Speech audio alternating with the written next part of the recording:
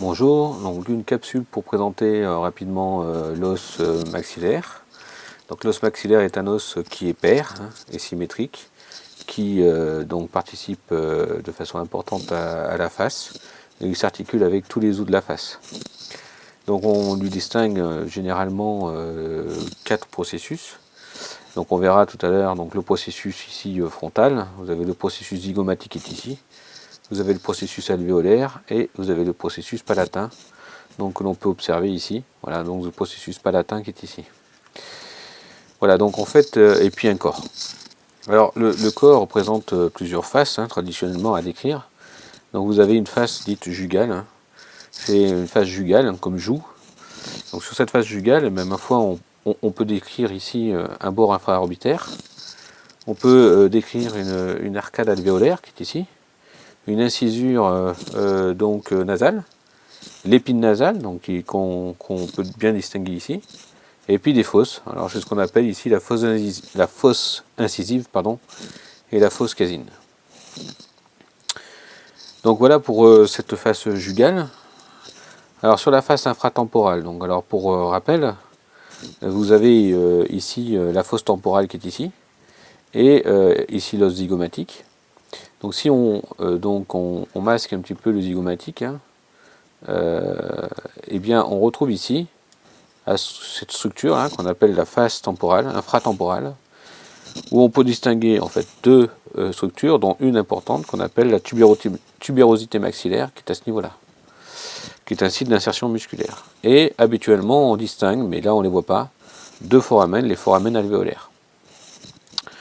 Pour la face orbitaire, donc la face orbitaire, eh bien on distingue un bord antérieur, donc le bord antérieur ici infraorbitaire.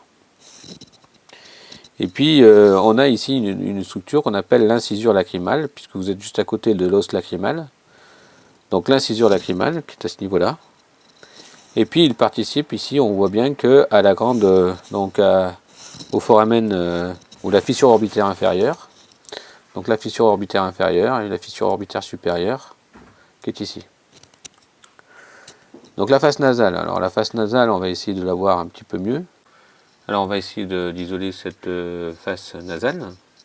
Donc cette face nasale que voici, on peut observer ce qu'on appelle le hiatus maxillaire. Alors ce hiatus maxillaire donc montre déjà une cavité ici, donc c'est participe à la constitution des sinus, le sinus maxillaire qui donc forme un certain nombre de cellules qui se mettent en relation avec les cellules ethmoïdales. Alors en effet, vous avez une relation entre cet os et l'ethmoïde. L'ethmoïde vient ici, donc se fixer notamment avec la crête ethmoïdale qui est ici. Et il est en relation également avec l'os lacrymal, pour former avec l'os lacrymal une incisure lacrymale, donc qui va apparaître ici. Et puis vous avez une crête ici, c'est la crête concale. Cette crête concale s'articule notamment avec le cornet nasal inférieur. Puis vous avez ici une partie de la cavité buccale et le processus ici palatin qui vient se placer.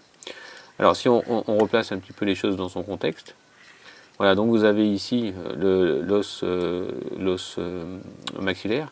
On voit bien effectivement qu'il s'articule en partie avec l'os ethmoïde et avec l'os lacrymal. Alors on va essayer de ne placer que ces os. Alors pour cela, on va essayer de masquer et de ne voir que la face nasale. Donc ici, voilà. Donc on reprend l'os maxillaire et on voit ici que vous avez effectivement l'ethmoïde qui vient s'articuler donc avec une partie, donc la crête ethmoïdale. Donc voilà. Donc vous voyez, la crête ethmoïdale est ici et on voit bien que l'ethmoïde vient s'articuler avec cette crête ethmoïdale.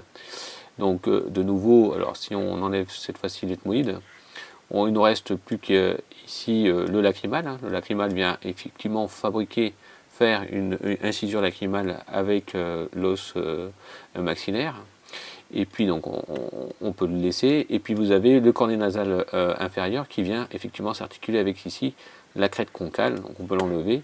Donc voilà, on a la crête concale ici qui vient s'articuler avec le sinus maxillaire. Excusez-moi, le cornet maxillaire. Le cornet nasal inférieur. Voilà, je vais y arriver. Donc si on revient un petit peu sur la structure précédente, voilà, on a donc notre os maxillaire. On peut essayer maintenant de voir un petit peu ce qui se passe dessous. On va enlever la mandibule. Et on voit que, donc là vous avez le maxillaire droit, le maxillaire gauche, et on voit qu'il s'articule derrière avec l'os palatin.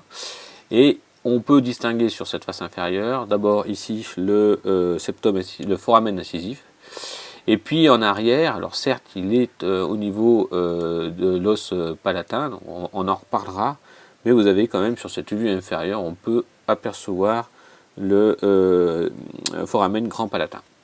Voilà donc sur cette face. Alors revenons un petit peu sur cet os. L'os maxillaire présente, comme je vous l'avais dit, un certain nombre de processus. Donc le processus zygomatique qui s'articule avec l'os zygomatique, donc processus zygomatique est ici. Le processus frontal qui s'articule avec l'os frontal hein, qui est juste en dessous.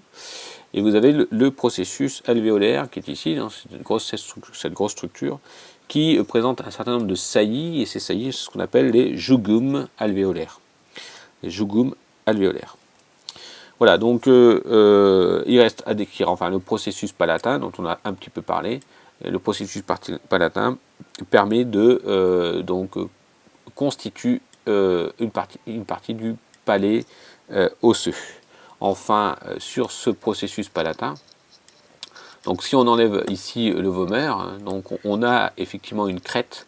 Cette crête ici va constituer ce qu'on appelle la crête nasale et va participer à la constitution du septum nasal. Donc si je remets le vomer, donc oui, vous avez le septum nasal qui s'articule avec cette crête nasale qui est une crête nasale de l'os maxillaire.